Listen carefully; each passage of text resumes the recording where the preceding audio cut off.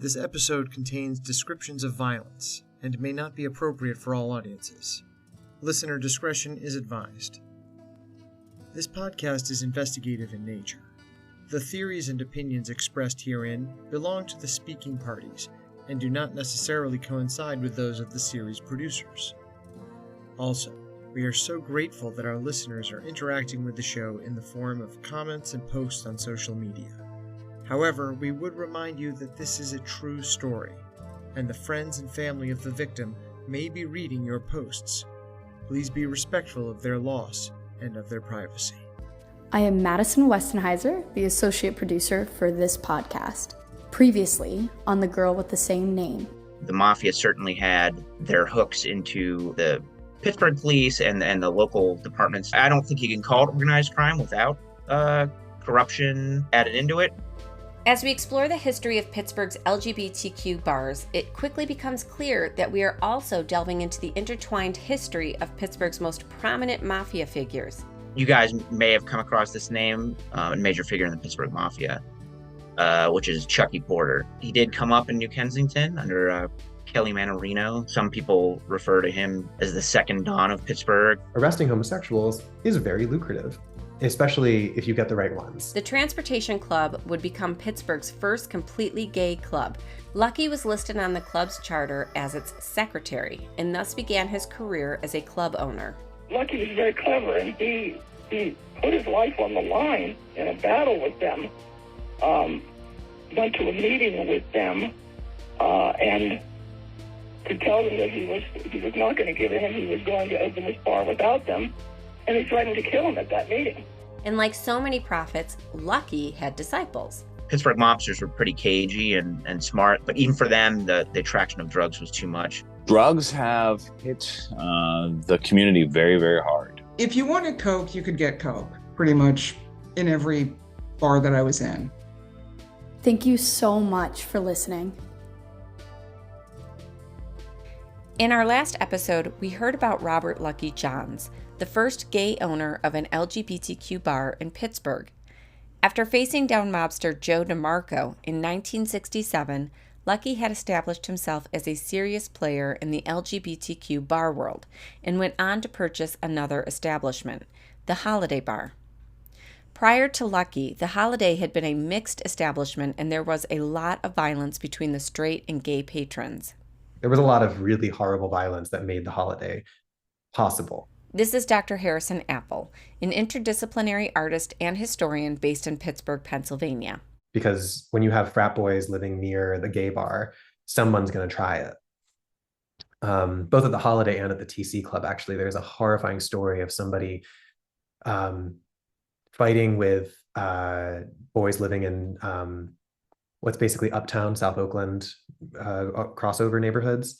And they picked a fight with these two guys who worked for Lucky at some point, and after beating them to a pulp, has them on their knees in front of their crotch, sticking a gun barrel into their mouth. In Dr. Apple's doctoral dissertation for the University of Arizona, entitled A Social Member in Good Standing, Pittsburgh's Gay After Hours Social Clubs 1960 through 1990, they recount a story told to them by Donnie Thinnis about how the Holiday Bar transitioned from being a mixed establishment to a gay bar. The following is an excerpt from that story read by voice actor Ron Morehouse. The bar was in a circle. On the right hand, the side the gays were on. The left was the straights. So whenever Lucky and XT finally got that bar, well, Willie went up with a baseball bat and hit the wall and said, I want all you to know this. It's going to be a gay bar. If you don't like it, get the fuck out. And that's it. And everybody will mix, that's it. So, that's a story of how it was laid down that it was going to be a gay bar. Again, here's Dr. Apple. I think that part of what makes people attractive to someone like Lucky is knowing that they can almost kill someone for you. Mm-hmm. And I don't think that anyone deserves to grow up feeling like you need to harness that ability to survive. But it's a big part of what made it so that people didn't mess with that bar, because word gets around. And it can also cause problems for you. If you almost kill somebody, the police can't really look the other way, especially if it's in public. Yeah. So people get sent away. People get given one-way bus tickets. more often than not for causing a problem. Of course, homophobes were not the only concern for the owners, employees, and patrons of gay bars. If you're looking at the history of gay bars back in the 60s and stuff, police could raid at will, which is, how you end up with the Stonewall riots. We spoke with Jody DePerna, a writer and journalist and the editor and founder of the Pittsburgh Institute for Nonprofit Journalism. So you certainly need protection, not just from bros, but, from the actual, agency of the government. On June 28, 1969, at 1:20 a.m., nearly 400 miles away, 4 plainclothes members of the New York City Police Department entered the Stonewall Inn. They announced that they were there to raid the bar and signaled the NYPD Morals Squad, which waited outside. Yes, the Morals Squad. Raids of gay bars were relatively common at the time and were usually preceded by tip-offs to the owners of the establishment. But that night there was no warning. The music stopped and the lights flashed on as police swarmed into the bar, blocking the exits from savvy patrons who tried to flee. The raid at Stonewall did not go smoothly. Some patrons resisted, and there were delays in making arrests and confiscating the liquor. A crowd formed outside and grew in number and agitation as the unwelcome police lingered on Christopher Street in Greenwich Village.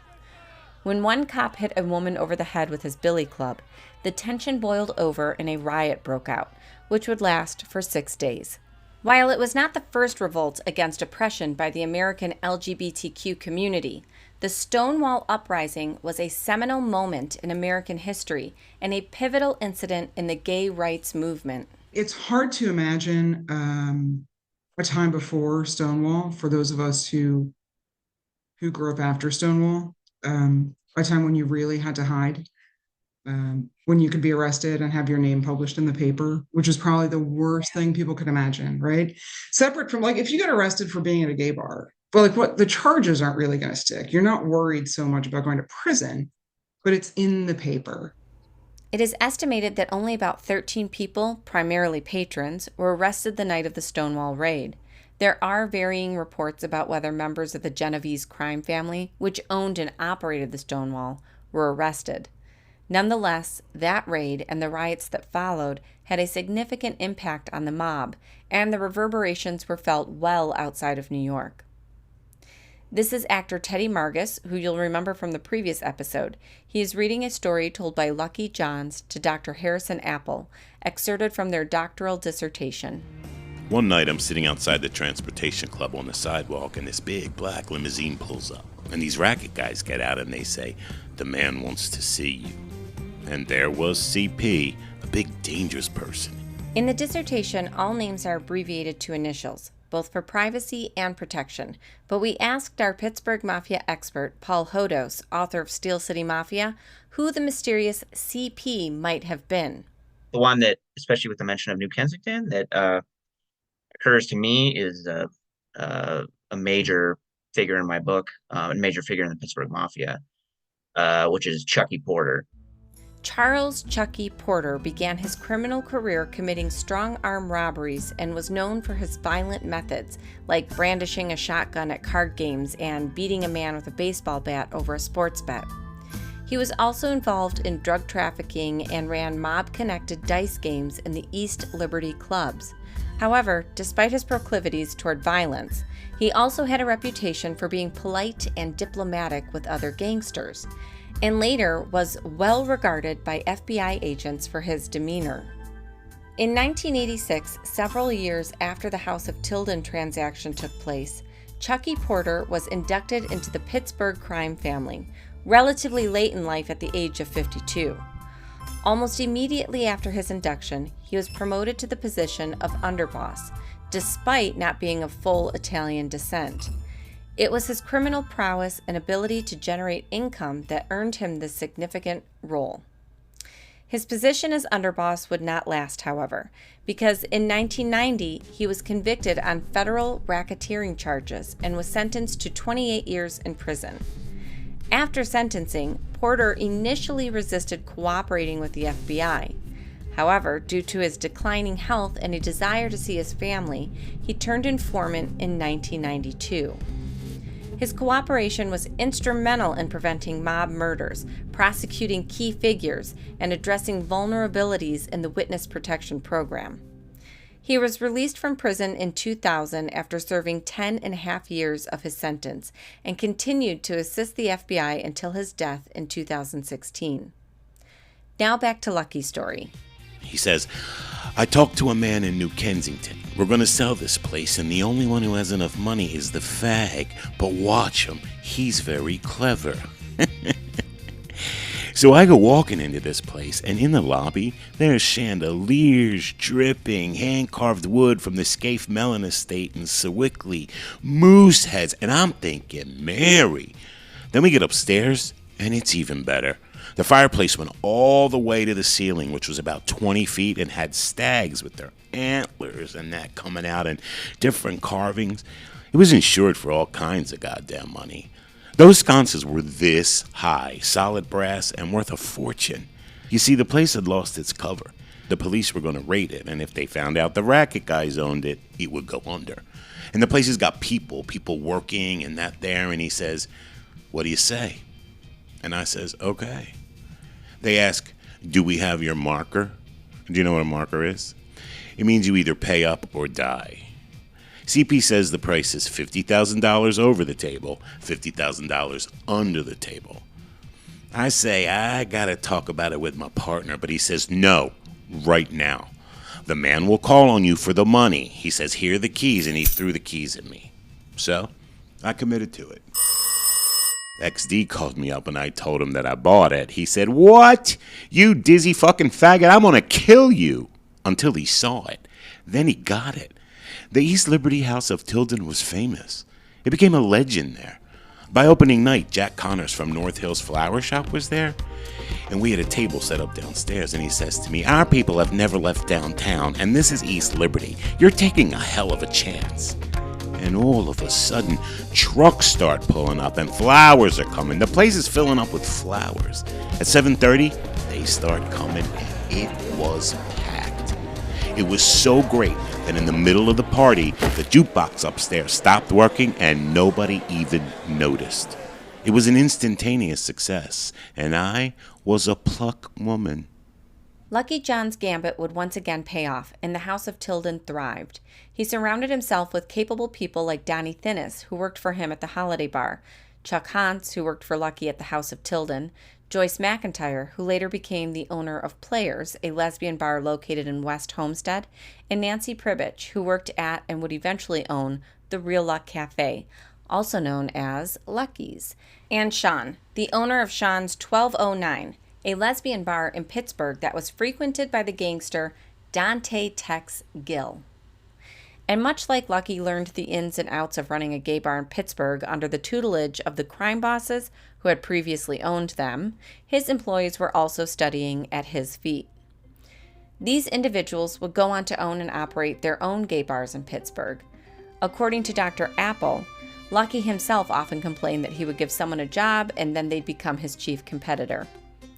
But there was also a camaraderie amongst these proprietors. They figured out early on that even more critical to their survival than the patronage of Pittsburgh's LGBTQ customers was withstanding the oppression of Pennsylvania's Liquor Control Board and law enforcement.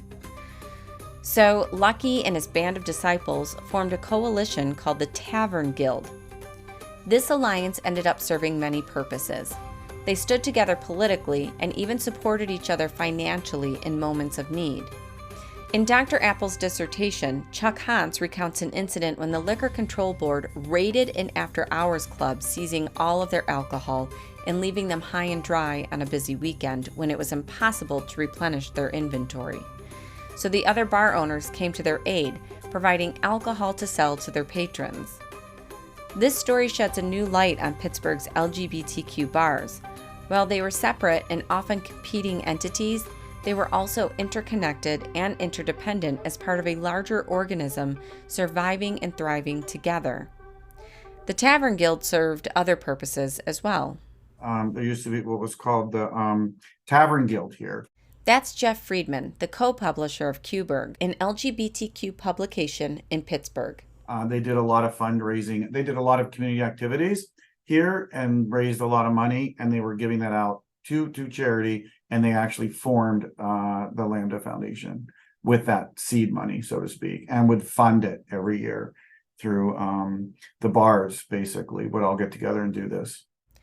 As you may remember from episode 5, the Lambda Foundation was an important organization in Pittsburgh that raised and distributed funds to a variety of LGBTQ causes, including the United for Jamie Fund.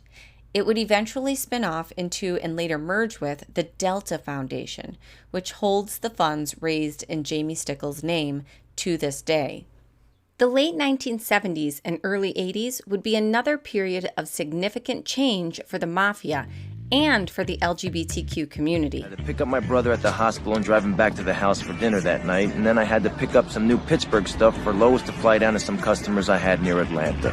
Now, I knew my Pittsburgh guys always wanted guns, and since I was going to see them later in the afternoon to pick up a delivery, I was pretty sure I'd get my money back.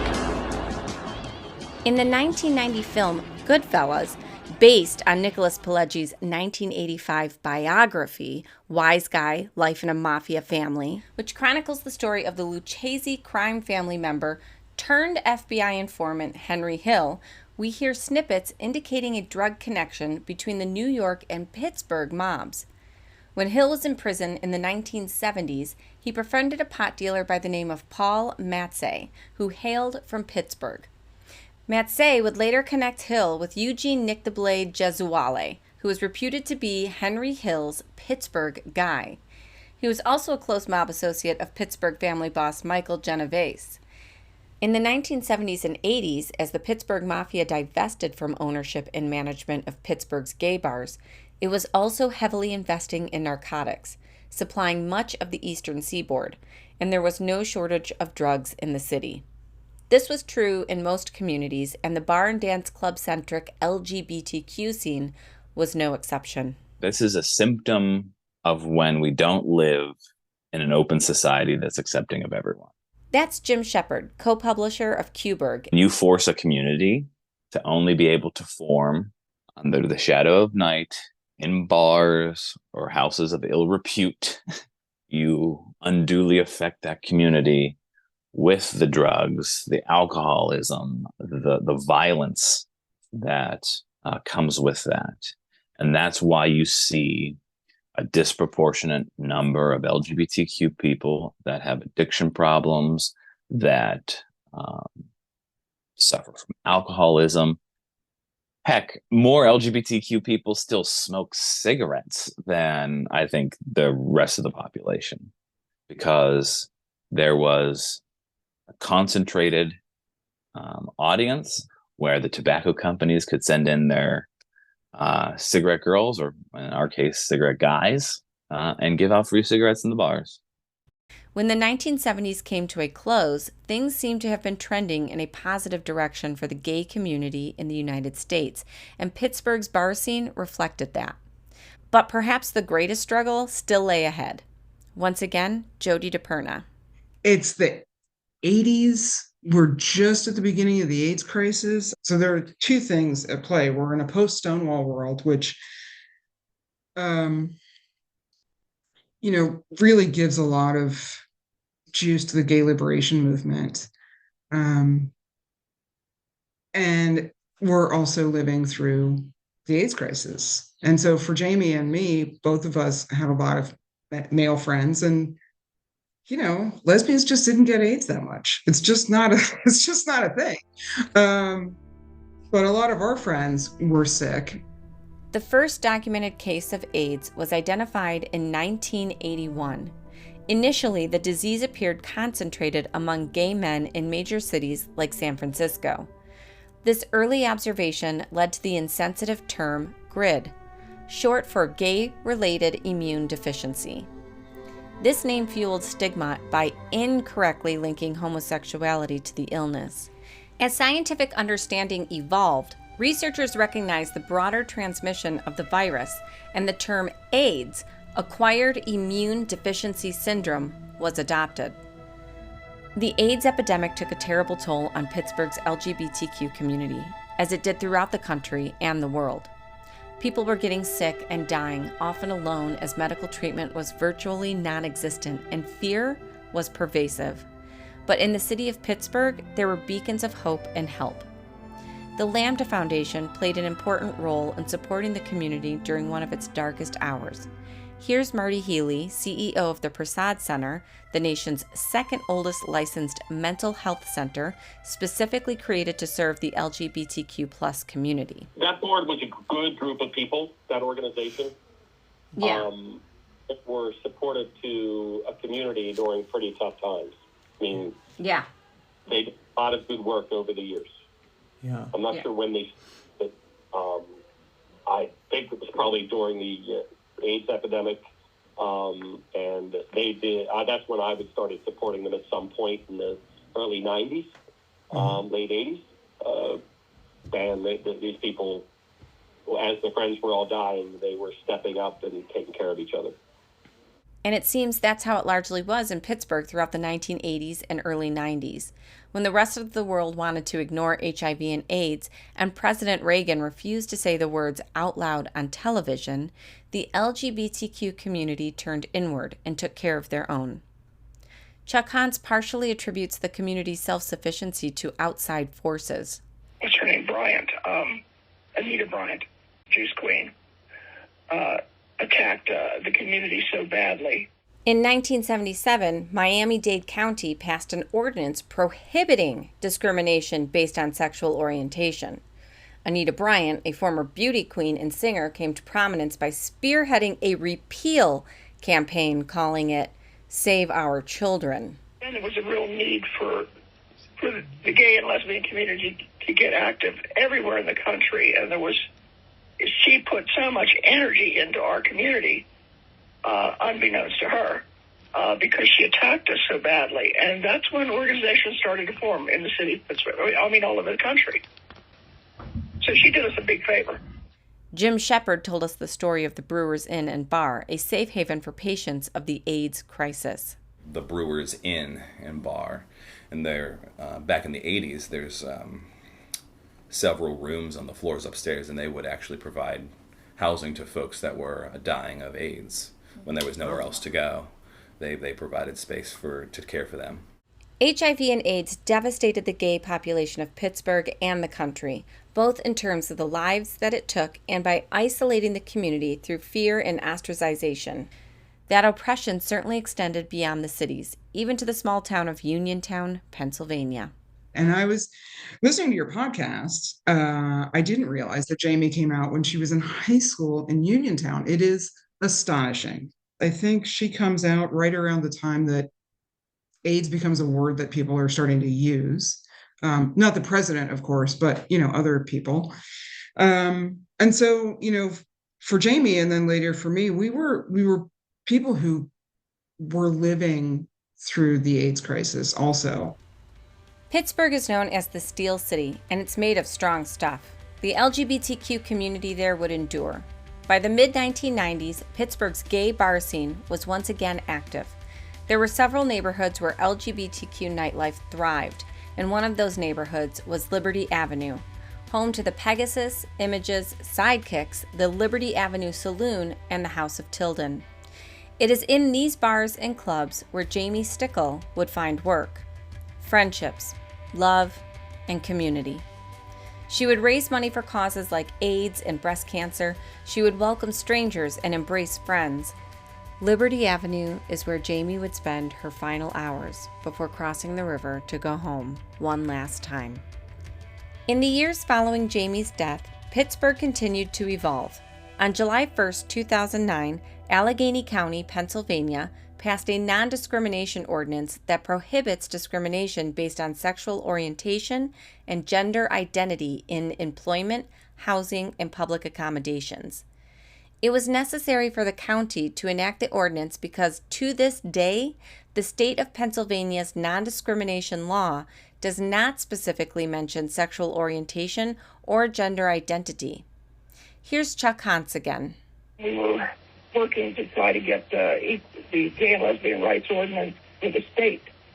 And so I was happened to be in Philadelphia talking with some gay bar owners asking them if they put up signs for us and whatnot, and to call their politicians and their representatives. And I spoke with this really nice man. He was a straight man. He said, listened to everything I had to say, and then he said to me, well, Chuck, I have to tell you, you know that if you fight for the rights for gay people to go anywhere that they want to, that they will, and then you will be left out in the cold. He said, so I'm not really inclined or interested in that because this is my business. Huh. He was very honest about it. And I said, yes, I understand that, and I know that is likely the case, but I can't retreat from it. And he was right. in the end, once the ordinance passed here in the city of Pittsburgh, the death knell was there for many of the businesses. There's only a few left in the city, and there was like 14 before the ordinance came in. So the ordinance, which was a strike of progress for LGBTQ rights, also dealt a devastating blow to Pittsburgh's gay bars. And around the same time, another harbinger that would toll the bell for the Liberty Avenue bars was just being born. This is Jim Belchick, a former bartender and colleague of Jamie Stickle. You might remember him from episode 3. Social media apps came out. There was really no need to go to bars anymore to meet people. Now we could go to, not that I would ever go to Applebee's, but we could go to Applebee's bar and right. No offense to Applebee's. My apologies to the Applebee's family. But we could go sit at the bar at Applebee's and meet our friends. And we felt more comfortable doing that. Back then we didn't, so those bars were a necessity. Once again, Jim Shepard. I think it's fair to say that gay bars are not as necessary for the community to come together as they used to be. And I don't know that's specific to Pittsburgh. I think that might be a global experience between apps and things like that. But also just general acceptance, societal acceptance, right? So there's bars that everyone can go to, and you can kiss your boyfriend, you can kiss your girlfriend at that bar and not feel like you're going to get beat up or worse. Back in the 80s, 90s, early 2000s even, you might not feel comfortable holding hands with your significant other in a quote-unquote straight establishment. The challenges continued to mount for the LGBTQ bars on Liberty Avenue. The Pittsburgh Cultural Trust wanted that stretch of road, and I think as the bars have shut down over the years, they're trying to put other businesses in there. I had lived downtown when the pandemic hit, and it did. It just like so many other major cities, it really ground us to a halt. Today, if you visit that stretch of Liberty Avenue, it's a very different atmosphere. There's an upscale Mexican restaurant, a smoke shop, and a mini market, and a lot of shuttered storefronts.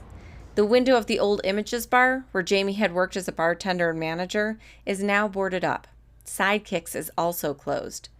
On the night she died, Jamie left Sidekicks and went to 941 Liberty Avenue, to the Liberty Avenue Saloon, which was forced to shut down during the COVID pandemic. In fact, the only remaining holdout is the After Hours Club upstairs, the House of Tilden, where Jamie had gone that night to confront the club's owner, Sonny Verasso. Jamie Stickle hailed from Uniontown, but she was a Pittsburgher through and through, and the city's history is also her history. Join us next time as we review our investigation with the experts, fill you in on the details that have come to light along the way, and look ahead to the next stages of our investigation into the unsolved murder of Jamie Lynn Stickle. Next time on The Girl with the Same Name. If you enjoy The Girl with the Same Name, please take a moment right now to subscribe to the podcast and leave us a review. It would really help us out. We could not have made this episode without the assistance, guidance, and contributions of Dr. Harrison Apple, Chuck Hans, Dade Lemansky, Paul Hodos, Jim Shepard, and Jody DePerna, to whom we give special thanks and credit. You can follow the show on Instagram, Threads, and Facebook at The Girl with the Same Name, and you can sign up for our mailing list on our website, thegirlwiththesamename.com. This is an ongoing investigation. If you have any information about Jamie Stickle's life or death, we want to hear from you. Please call our tip line at 412-822-6123 or send us an email to thegirlwiththesamename@gmail.com. Or you can call the Pittsburgh Police tip line at 412-323-7800. If you have photos, video, or audio recordings of Jamie, you can send them to us or share them on social media and tag the show at The Girl with the Same Name. The Girl with the Same Name is a production of Make That Paper Productions. I am your host, Jamie Stickle. This episode was researched, written, and produced by myself and Jason Bieber, and our assistant producer is Madison Westenheiser. The show was edited and sound designed by Jason Bieber. Chloe Naffey and Morgan Monfredo were our interns. The original theme song was composed and recorded by Brian Hendricks. Additional music and sound effects are from freesounds.com or were generated using Songburst AI. We would like to thank the following people who generously contributed their time and expertise. Our legal counsel is Amanda Moghadam. We received private investigation assistance from Lori Rokenbeck. Our law enforcement advisor is Sergeant Brandon Roy. And Superfan Promotions did our publicity. We'd like to send an enormous thank you to all our Kickstarter supporters. Without your contributions and belief in our work, we would not have been able to tell Jamie's story. Thank you. And special thanks go out to Parvesh China, Brian Assman, George Leon, Daniel Alexander, Jim Shepard, Grant Wood, Stephen Skoblick, and April Cass.